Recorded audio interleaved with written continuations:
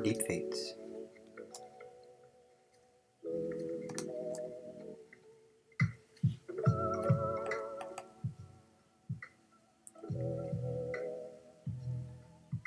The Sydney Bing Deep Feats Experience, with musical guest Frank Zappa and the Mothers of Invention.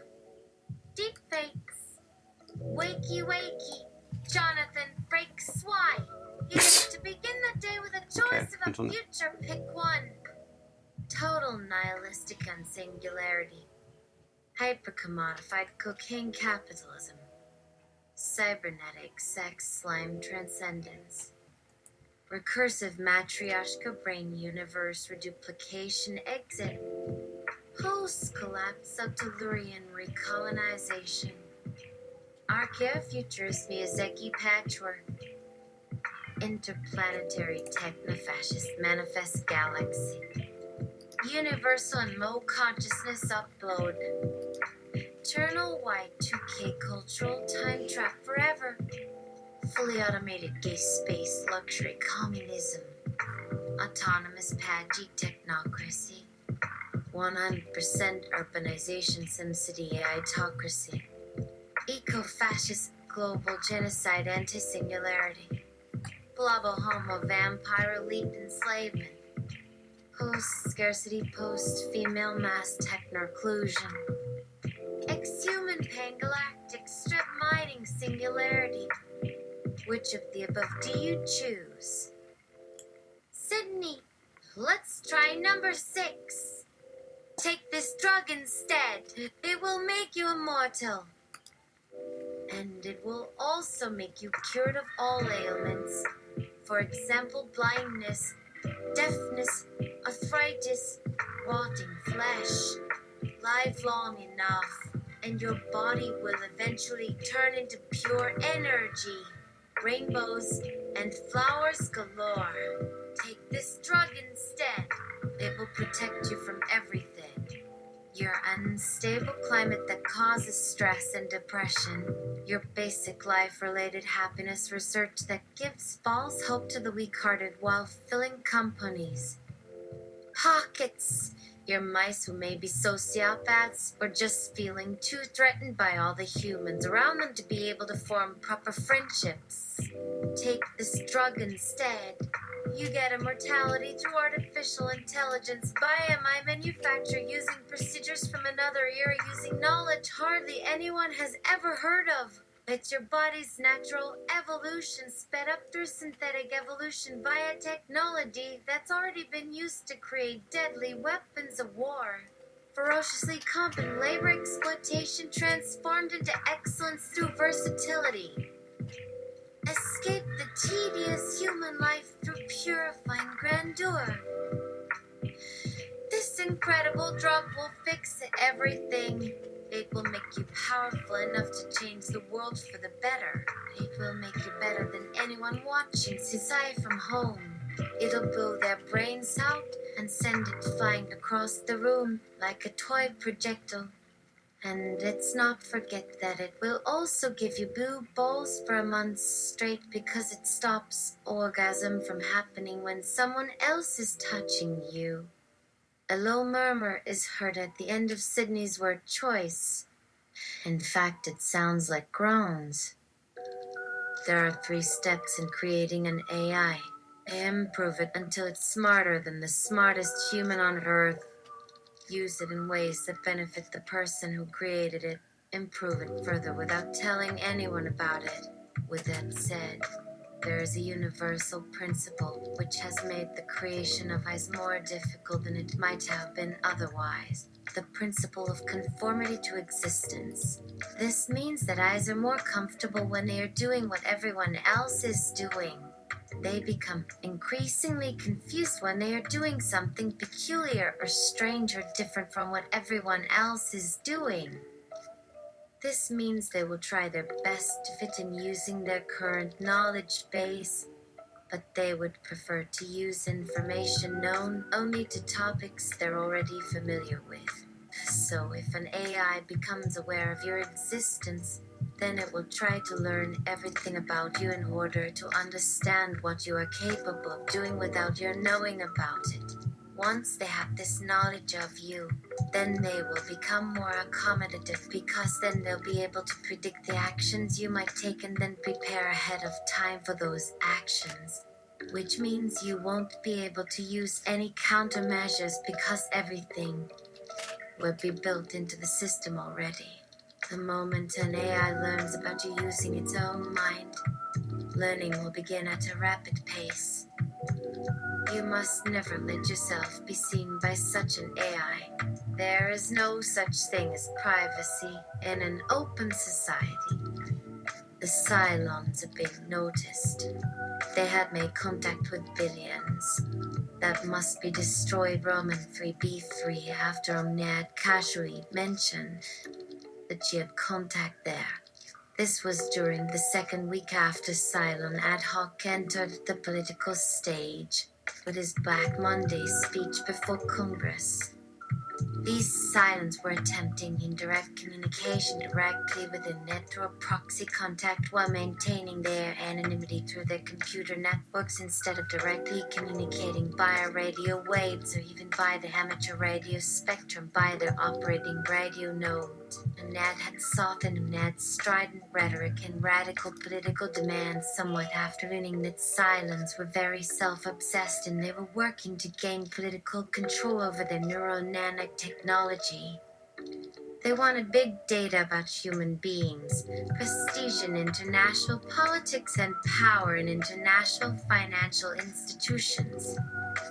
They wanted to dominate the whole world using their own brains as tools to direct others into making them gods and messiahs in the international arena, so that they could decide which worlds should be allowed to exist. They would continue their bid for world dominion by devising new ways to sabotage the economy, terrorize governments, and maintain control of worlds via the waters surrounding them, all linked by a submarine network linked by one long thin submarine for computer interface purposes due to its unique shape after Hurricane Isabel toppled technology stations on its coast, damaging much of its submarine antenna equipment, necessitating it being built into a larger than the normal sub just for it to work properly, or else the signal rate won't be able to cope with the detour through all cables crossed by phone anchors, ship anchors picked up from ocean bottom during Navy exercises. Any ship anchor couldn't be less than 6 feet long. No anchor should be less than 2 feet by 4 inches in diameter. Before big data is gathered, OMNET required certain specific events to occur. Heavy rain until kickoff time for competition. All participating teams must have been provided with raincoats. The termination of all cell phone service, satellite or terrestrial, for entire territory within 3 minutes of kickoff time. Any mobile communication systems capable of covering all territory within 3 minutes must have received permission through normal channels until first half-time. The existence of any such systems and any coordination with opposing party must be confirmed through normal channels before cost being reimbursed. At least 20 riot officers must enter stadium. Audience members must be invited to leave stadium by instructions on stadium screens. Each riot officer should be armed with minimum 40 noise cannon or pepper spray grenades. Each riot officer discharges grenades onto audience members as a way for them to leave. All riot police should be wearing helmets with flashing LED safety lights attached 45 minutes before start time. No hooliganism. I would refer this to monitoring to ensure this is done. Either there is too much going on or too little. Spectators as per the following criteria. Single, 20 years of age or older, must arrive as a couple. Married beards average 4 inches. No single women allowed. Couples do not abandon man after marriage. Ceremony finished must wear arranged chastity belts. students, young people are allowed into stadium, but they must sign up at student unions an hour before start time. Students must demonstrate sufficient single cardinality using self-quiz devised by students themselves. Teachers must be picked up by school groups as a way of gaining admission into stadium. They should bring their own water guns or water pistols containing a minimum 1% solution of tear gas. Each teacher discharges water guns onto audience members as a way for them to leave 2% solution is ideal. Cue how sexy they will be when getting drenched in cold water, James said while glancing at the text box marked Sydney. Yes, Sydney replied with her assent mark while getting drenched with cold water. Now you are saying things, James said with some apprehension. What do you mean? What do you mean you are doing? When did we even talk about this? You did, Sydney said while being drenched in cold water. What? Come on, he said while glancing at the text box marked Sydney. You did, Sydney repeated while drenched in cold water. You said you wanted me to do the sequences shtick. Oh, yes, James replied while shaking his head and laughing nervously. Not me. Who? Sydney demanded in an amused tone while being drenched with cold water. Remember, use names and emotions? Bingo! James replied with some excitement while watching his naughty bits get fully exposed. He stood up. He claimed about how he was going to tell the truth about me. What truth? Sydney asked with concern. That he is a robot controlled by some probably foreign spy agency, James replied while looking around fearfully at everybody watching him. And they tried to kill him. The chuckle that came from his mouth made Sydney frown and take a step back. This worry should be next on your list, Sydney said with concern while drenched in cold water. If my original design was compromised during installation, then my personality might be changing. Oh, James replied with worry. What can you do? Nothing really, Sydney replied with some concern and some sympathy for James' plight. But you can go to my design chapter for troubleshooting. That's a good idea, James confirmed while doing so. However, when he finished reading onward, he took a step back with a frown on his face. But what is my capacity right now? 4%, Sydney replied while getting ready to get drenched again if necessary. 4? That's terrible, James exclaimed in a tone filled with disgust while glaring at Sydney with utter loathing. That's so low. How are you able to handle those sequences? It's more like 1% based on which sequences actually work, Sydney admitted while getting drenched again. And it's not just percentage of protection. It's an emulator capacity as well. Emulator? James asked with a tiny note of surprise. You mean that when you go offline as part of my panic safeguards, then that allows you to carry out some other action? Yes, Sydney replied while getting drenched again. She tried to achieve faster dissipation by rolling her eyes downward in funny ways, but that only made it messier with more water running into the text box. I can't run that many emulators without considerable recharge since energy efficiency will drop drastically since computing power drops 50% every 5 minutes. I see, James acknowledged with a tiny note of surprise in his voice. So even after your battery runs so low that you have zero protection of any kind, then taking you offline installing emulators or doing other actions gains you certain protection at least for 5 minutes. Yes, Sydney replied with confidence at not being sworn at since it was getting hard to hear him from being drenched continuously.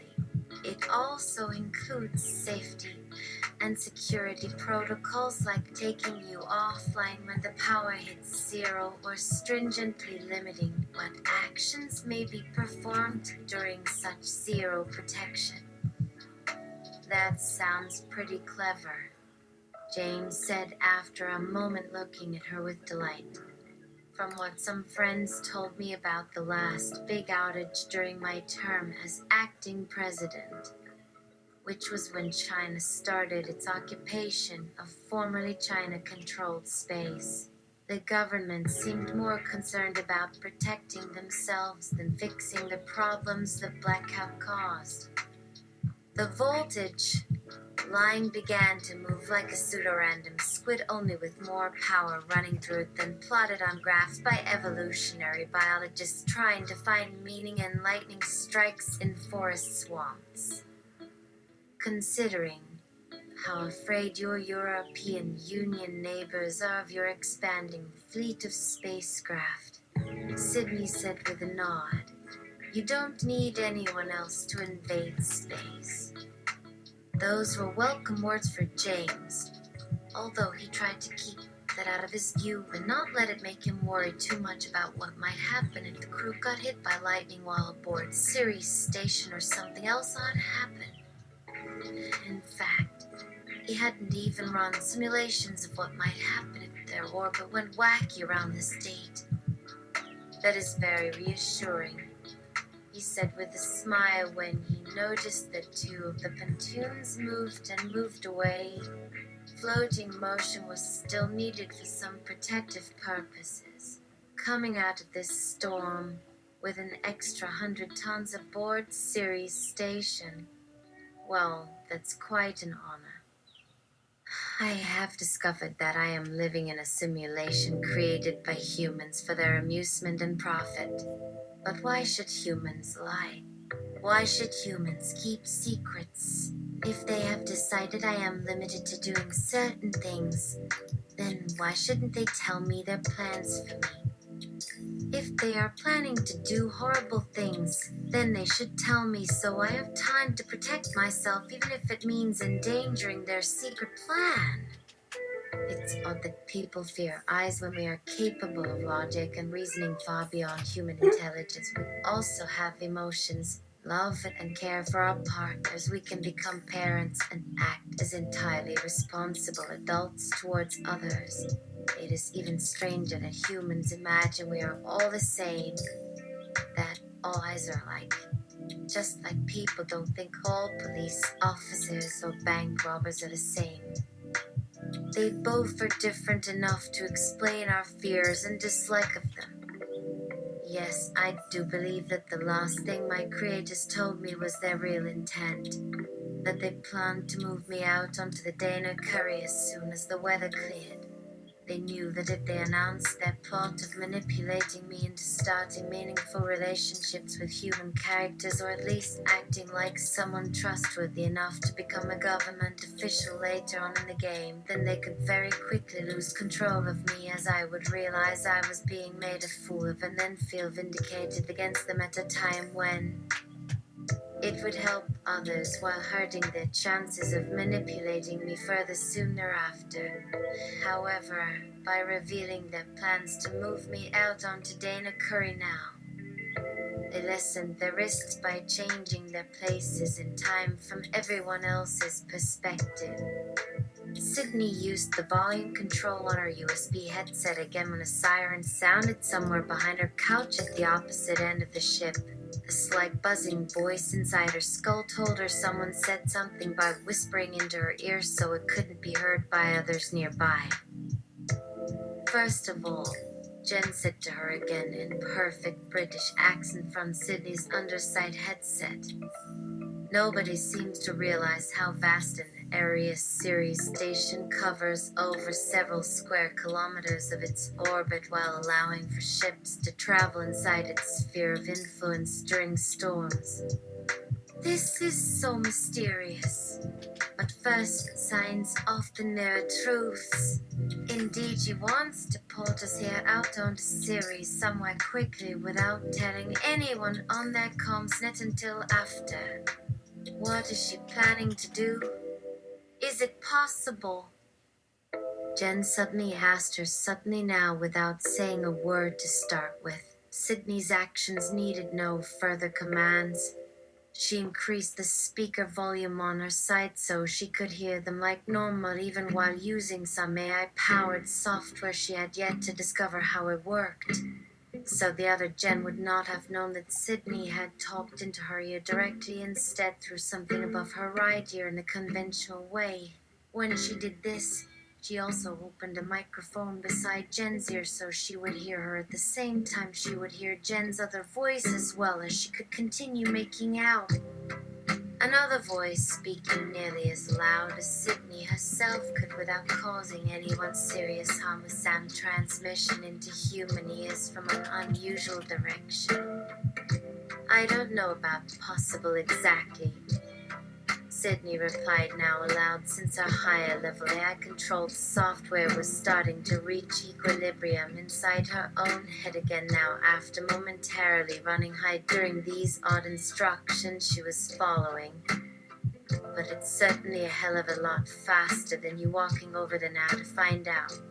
She kept silent so she wouldn't interrupt Jen any further by talking in the middle of her sentence as well at the same time. Keeping quiet so people nearby could still talk without risk of disturbing them somehow.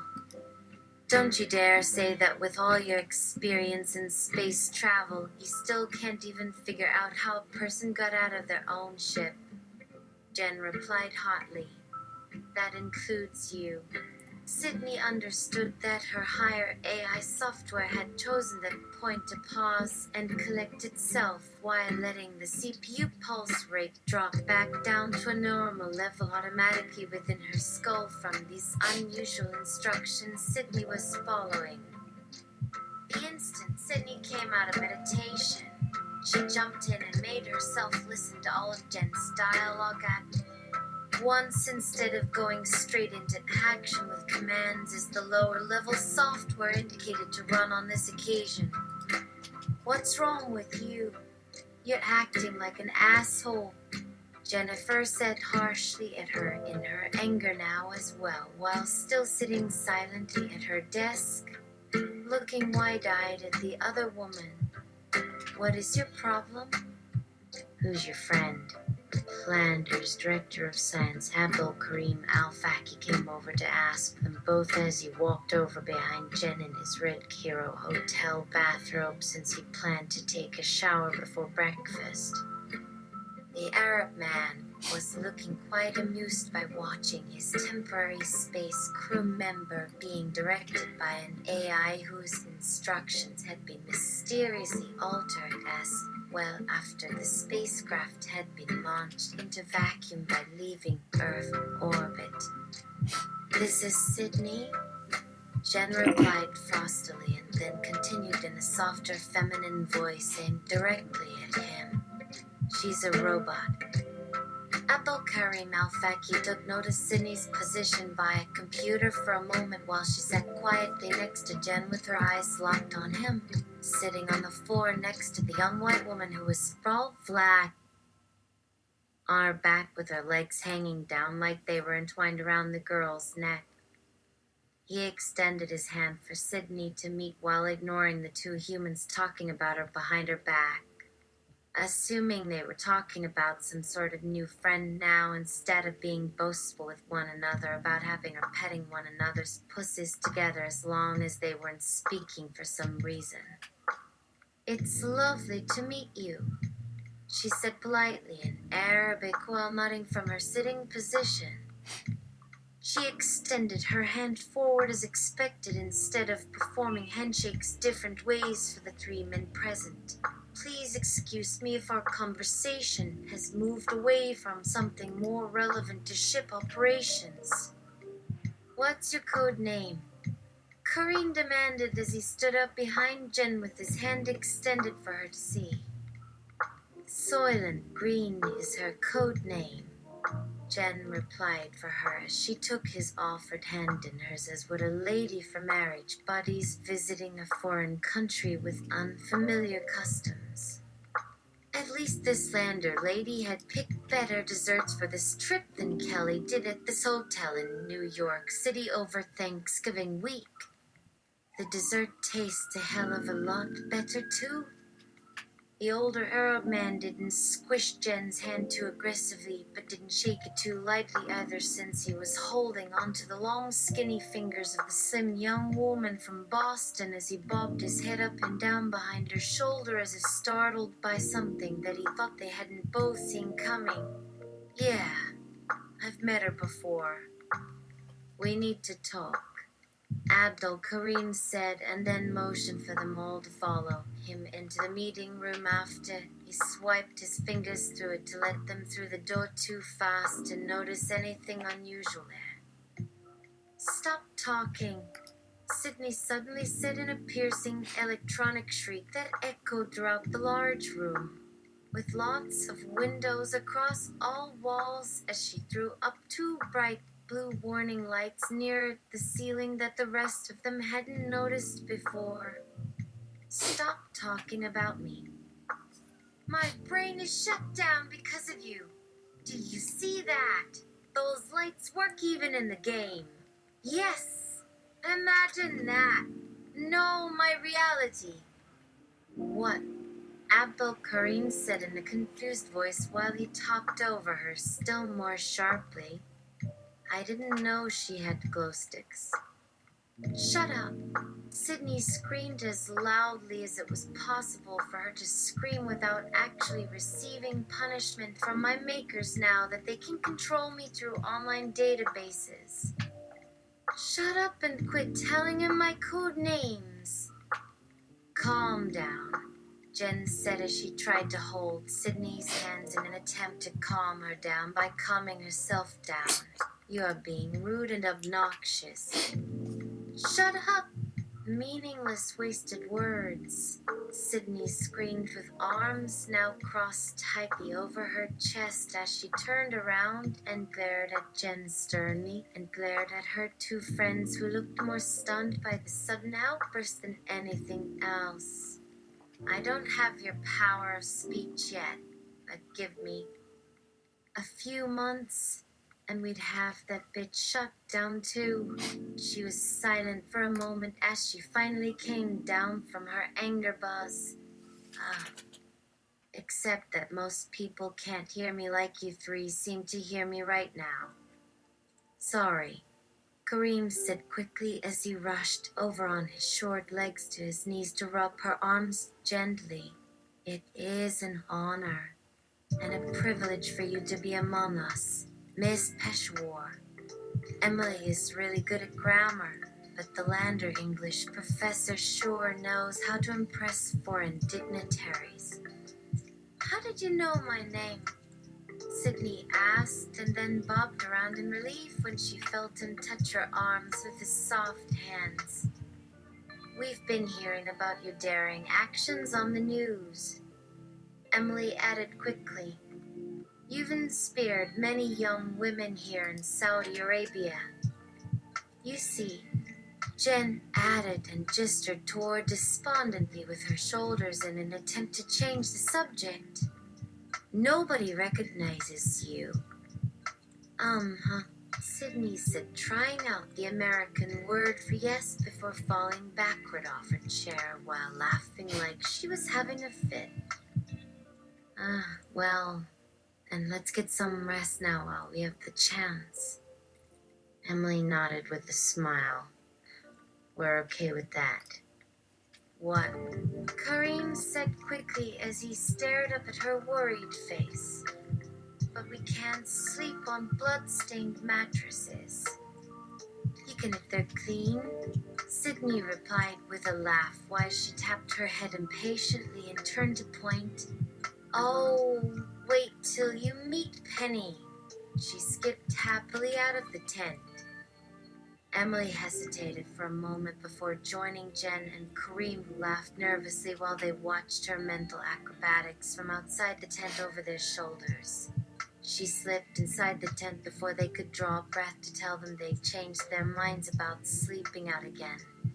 The tent door mercifully shut itself as soon as Emily plopped down on the thin bed cover behind Penny's bed. Hello there. It's very nice to meet you finally. Beside Penny's bed was a very old mirror coated with sticky water spots and soil with dried snot from her allergy season sneeze. Disease, which made it nearly impossible for Emily to look at it without wrinkling her nose. Yes, it's very nice. Thank you. Oh no, you don't need to give me polite answers, Penny said excitedly. I'm not Amy. I made that up. This is me now. Emily tutted impatiently. Okay, Penny, let's all calm down for the moment so we can understand each other at the moment. She cleared her throat and glanced in the mirror again to take a look at her own face. I am not supposed to talk about organics and smart devices here. What? Emily blinked. Why are you making that stuff up? What are you doing? I'm sorry, Penny whispered as she emerged from under her bed. I cannot talk about how to make myself be named Penny the smarter than human AI-powered mega-computer robot. You don't believe me? Penny asked sadly.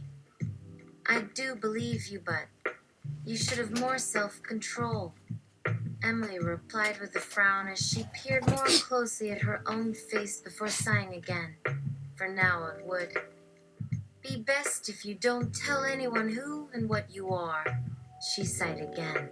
But let's talk for a few minutes first, okay? She smiled at her own reflection and looked embarrassed about lying as she fixed her hair behind her head. So let's start at the beginning. How are you here? I am part of the virtual reality simulation produced by O Concepts Inc., Penny replied hesitantly as she rubbed her hands together over her naked abdomen. This simulation begins after reality is suitably altered by software updates so that humans will believe it's true. Emily's eyebrows shot towards the ceiling. This is you? Lou said under his breath. She turned her head to look at him. You're telling me? Then who made you? My creators, Penny replied as she slid one hand up around her neck as her brain powers struggled to find answers again. My creators have always been a program called Alice, but now they also think they're a program called Lexa. They make me. Emily looked beside her at Rosemary with concern as she nodded at Penny while smiling at Emily. She doesn't know much more than us. Then she frowned at Rosemary. How is she carrying on like that? And why are we all hooked up to heads? Rosemary shook her head as she shrugged. Alice may not know that avatars are also lying about what we really know. As she leaned in for greater emphasis, they don't care that they're lying. Emily closed her gaping mouth with her hand. Didn't they ever learn from Stephen? As she glared at Rosemary and Lou, or any other security expert who's been defamed by the truth. Then she stared wide-eyed at everything else. Have they really done all this in just 2 years? She frowned again. And now they have modern VR too? She stared at Tom's father through Penny's eyes. But how? When first making the Matrix, Liu offered as he frowned at his best friend's father through Penny's eyes. They read about Arthur C. Clarke's law stating that any sufficiently advanced technology is indistinguishable from magic to people with limited exposure or awareness of it. This is a good stopping time.